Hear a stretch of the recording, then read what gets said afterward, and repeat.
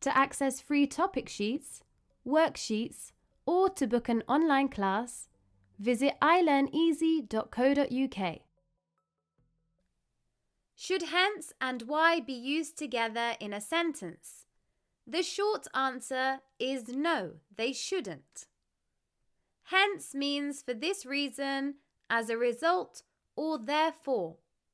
Why means for what reason or purpose. So hence and why have similar meanings, so they serve the same function in a sentence. Therefore, it's not grammatically correct to use them together, as they both mean the same thing. Instead, you can use either one or the other in a sentence.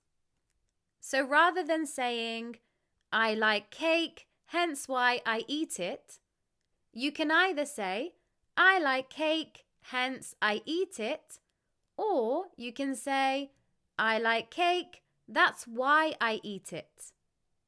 Or, I like cake, which is why I eat it.